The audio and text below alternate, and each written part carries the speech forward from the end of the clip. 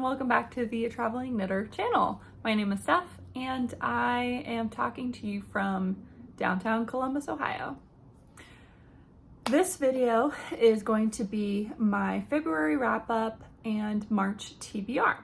So if you're not familiar with the format, February wrap-up just means I'm going to talk to you about the books that I read in February, and March TBR is March to be read. So I will talk about the books that I would like to read in the month of March. I read a total of 6 books in February, which is pretty good. I had hoped to read more, but that's okay. A lot happened in March for me, and I had bursts of only reading and then bursts of no reading at all. So it kind of makes sense. The first book that I read in February was not a book that I had planned, but I just felt like it, picked it up, and blew through it. And that is Daughter of a Pirate King by Trisha Levinseller. I love the cover of this. I love this, like, 2D paper piecing look to artwork. It's very big in romance right now, and I'm here for it. I like it. I really like it. So this is a duology, which is nice since there's only 2, and it is about Aloja, and she is, you basically start the book as her ship is being attacked, but you can kind of tell that she wants it to be attacked. And so then she is taken prisoner on this ship, and you realize that that's where she wanted to be the whole time. She is trying to find something for her dad, the Pirate King, which makes her the Pirate Princess, I guess.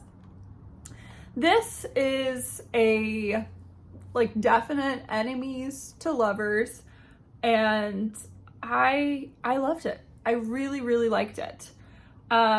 I ended up giving this 4 stars instead of 5 because I felt that the writing could have been better.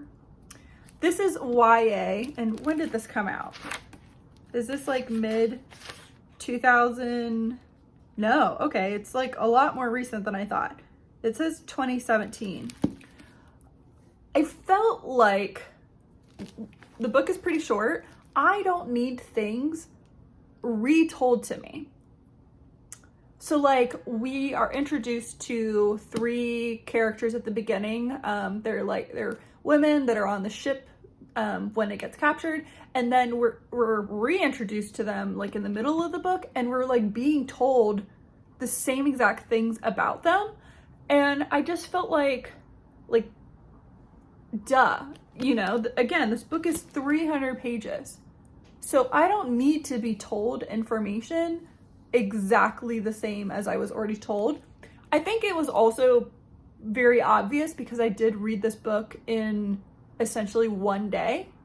And so everything was very fresh in my mind, and that annoyed me. So the story, great. I love the characters. I like the will they, won't they banter. I like that she was tricking everyone, and I thought that was good. And you as the reader, you didn't have all the information, but you knew that there was something you were missing. I can't wait to read the second book. I held off putting it on hold because I have so many books in my queue, but if I see the second book at the library, then I'm just gonna grab it. So I really liked it. I would recommend it. It was just really fun. A great first book of the month. Then I finally picked up Wotakoi, Love is Hard for Otaku by Fujita. It's a manga. It's a very long manga, quite dense. There's like a lot of words, and this is set in like they're full ass adults. Like, this is set in a work environment. They work in an office, and it's basically the 4 of them and the fact that they're obsessed with video games, and how people who are obsessed with video games are called otakus. I think there's also like different levels of otaku where you're like really into anime or manga or just video games or cosplay and all that jazz, and how like that is like nerdy and that you really should be hiding it from society because it's like not cool, I guess. And so with that, it's really hard to find like really hard to make relationships with people because you're always hiding your true self. So in this book, we have Narumi Momose and Hirotaka Nefuji, and they are both otaku, and they decide to just start dating just because. Now, she starts dating him because she's like, I just need a boyfriend, but I think we're being led that he actually like loves her. So the first book was pretty good. I have, I think, 4 from the library, so I might just read all the rest of them in March. We'll see. I don't know. I don't typically put manga on my TBRs because they're more of like a mood pickup and a buffer to hit my reading goal. So I ended up giving this 3 stars because I felt like not a lot happened, but it was still entertaining. Next, I read something. Ice Planet Barbarians. I saw this at the library in the new fantasy section, and I thought, well, the cover looks cool. It's kind of got an Avatar vibe. So my thought was that this was going to be like, I thought this was just going to be gallivanting on this planet and, you know, fighting and more like war and tactical stuff. And the back got me. It said, you'd think being abducted by aliens would be the worst thing that could happen to me. And you'd be wrong, because now the aliens are having ship troubles and they've left their cargo of human women, including me, on an ice planet. I just thought that, like, the concept of that sounded really funny. And then when I opened it, again, it started hilarious. Up until yesterday, I, Georgie Carruthers, never believed in aliens. Oh, sure, there were all kinds of possibilities out there in the universe. But if someone would have told me that little green men were hanging around Earth in flying saucers, just waiting to abduct people, I would have told them they were crazy. But that was yesterday. Today's a very different sort of story. I like that. I really like that. So where am I getting at with this? This is smut. This is straight up smut. This is alien smut. I did not expect that going into this book. I was so surprised and intrigued and just like, what a weird book. What a very, very weird book. And so I guess this is like this was like self-published on the internet, and now it's published in a book. And there are so many books in this series. I'm not going to continue because it was just very weird. But it wasn't written awful. Like, it wasn't bad. It was just, again, there really wasn't a plot. Like, they're left on this frozen planet, and she meets this dude that's like an Avatar guy, and they get it on numerous times, and she's like, well, I gotta rescue all the people, and then they rescue them, and am I getting too much into it? I don't know. Do you read smut for plot? I like there to be plot. I like there to be something. It was weird. I didn't hate it, but I was very surprised. So I gave this 3 stars because it wasn't written horribly. Maybe I should have done my research, and then I wouldn't have. It's not that I was disappointed. I was just like, what is this? So I don't know. Randomly decided to read this. And then I read The House on the Cerulean Sea by TJ Cloon. Oh my gosh, I loved this. I really, really loved this.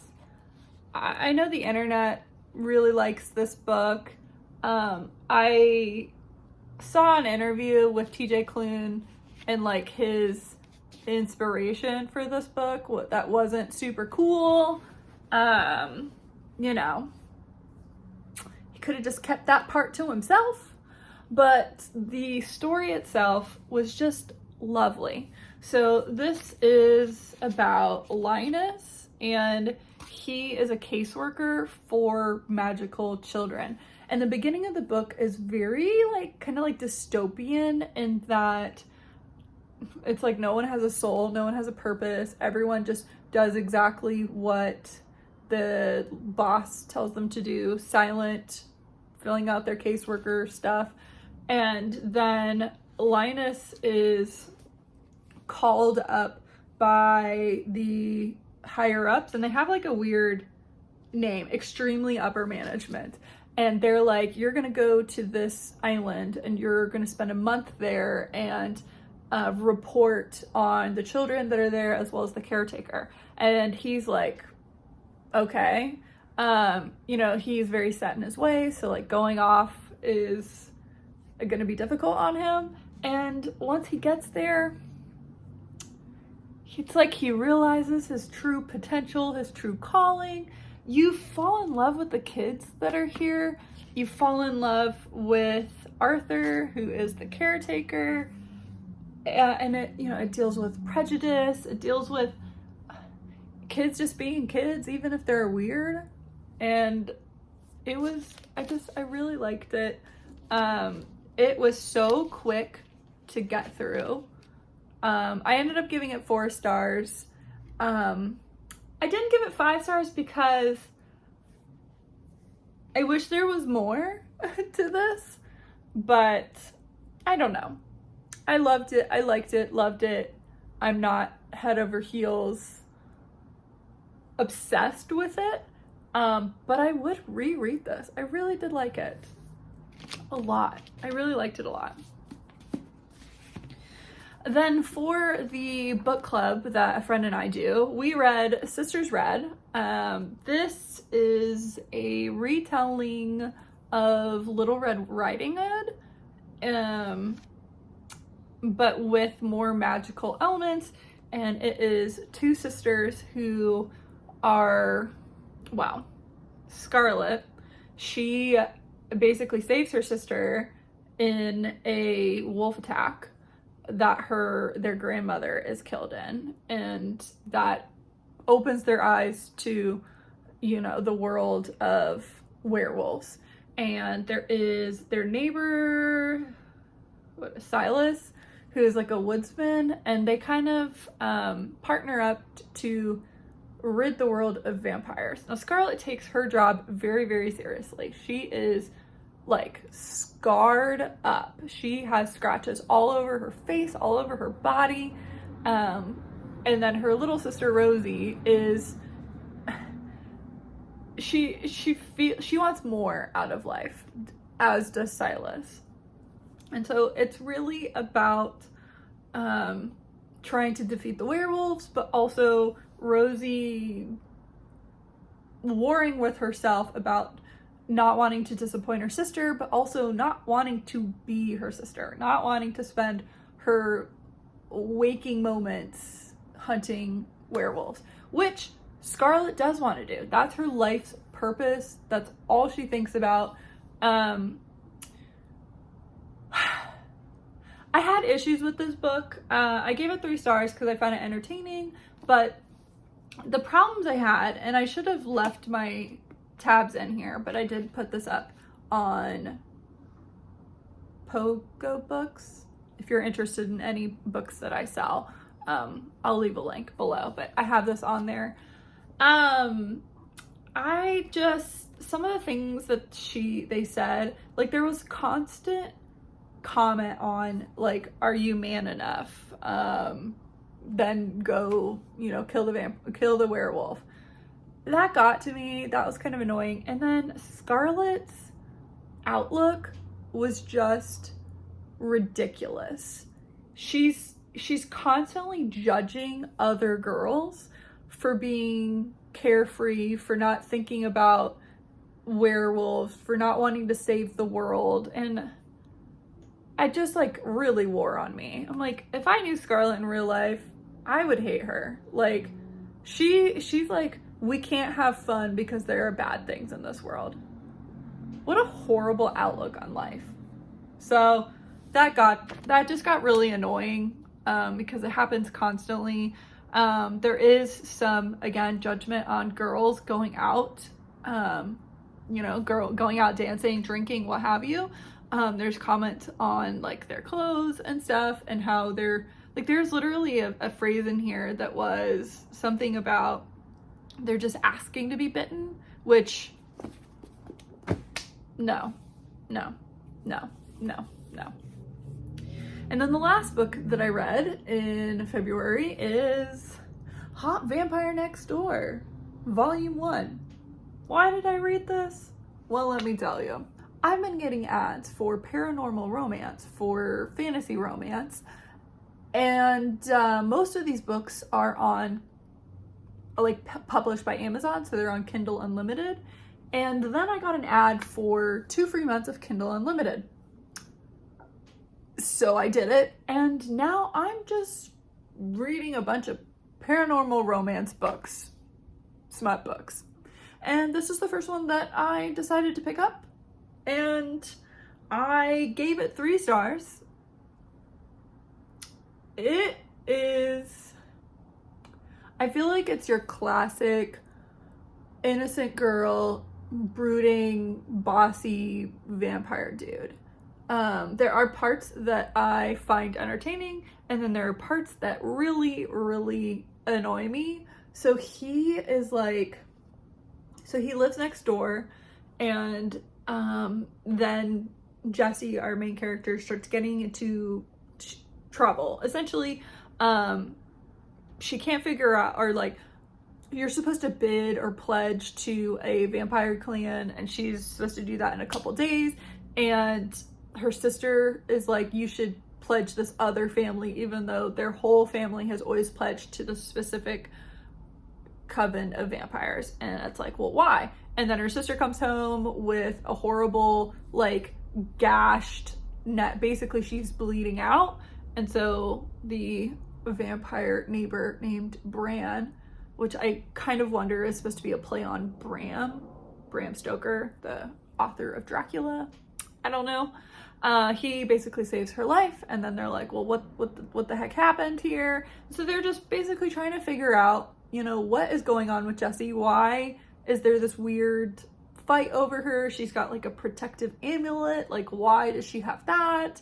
So that's interesting. Like, the story is interesting.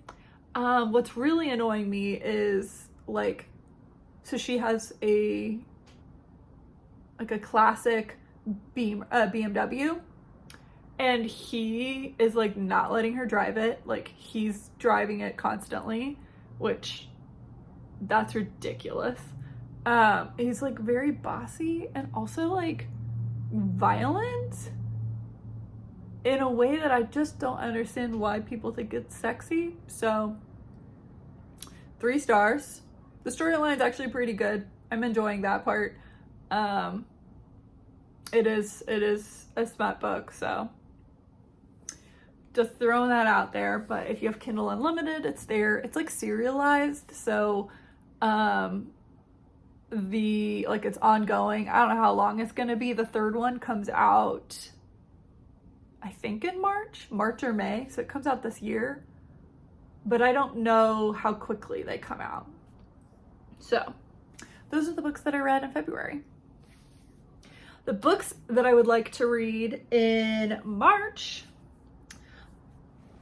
spoiler, I'm gonna read The Queen of Nothing, because I'm filming this a couple days into March, and I've already read The Wicked King. So The Queen of Nothing is the next one, and I am very excited to read this. So The Wicked King is about Jude. She has a twin sister, Taryn, and then an older sister, Vivian, and they are stolen away, brought into the land of the Fae after their parents are murdered, and they've got to assimilate. Vivi does not want to be here. She hates it, but she's the one that's part Fae, whereas Jude and Taryn are full humans. And Jude is she's just an angry girl. She wants to fit in, she wants to belong, but the Fae are cruel, and so she's cruel right back.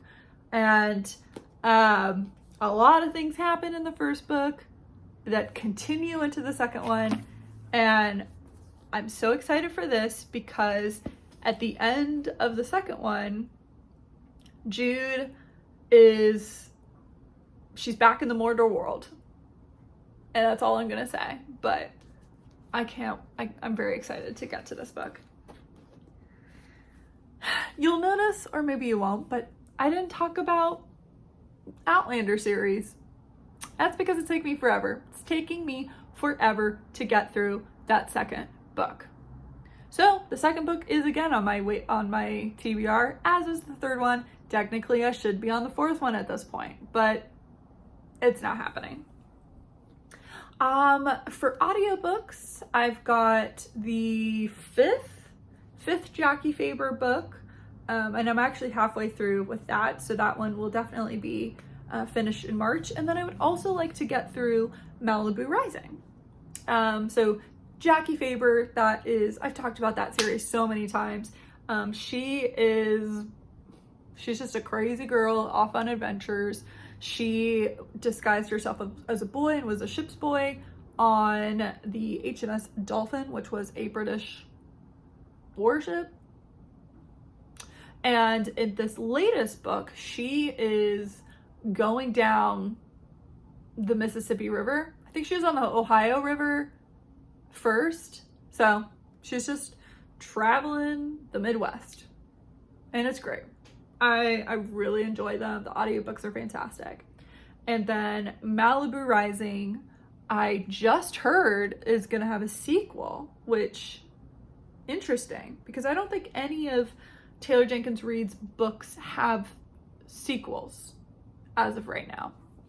So Malibu Rising is following some rich kids from one of the marriages that is in the Seven Husbands of Evelyn Hugo, and it's a house party, and then I think there's a fire, and it's figuring out who did what, who was where. Another book I'd like to read in March is Zone 1 by Colson Whitehead. Zone 1 is about a pandemic and like zombies. I know, right? I'm not afraid of pandemic literature. So I'm slowly making my way through Colson Whitehead's books, and this is one that I don't have. It's one of his earlier books, I believe. Maybe? Yeah, 2011. So it's one of his earlier books. I think this is definitely a reprint, maybe a new cover. So very interested to pick this book up. Because I liked House on the Cerulean Sea so much, I do want to read Under the Whispering Door in March. I've heard it's good, but not as good as Cerulean Sea. But I really liked that first one a lot, so I'm gonna pick this book up, read, have both of them finished on my bookshelf, and plus, the artwork's really pretty.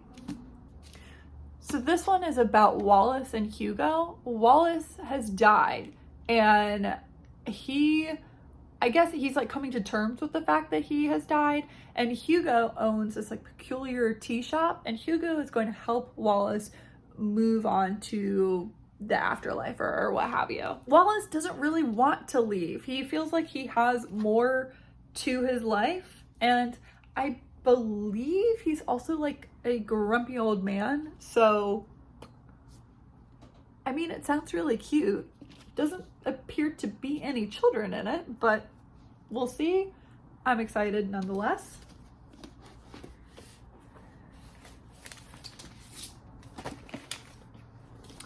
I also have Crying in H Mart on my list. I've been hearing a lot about this book.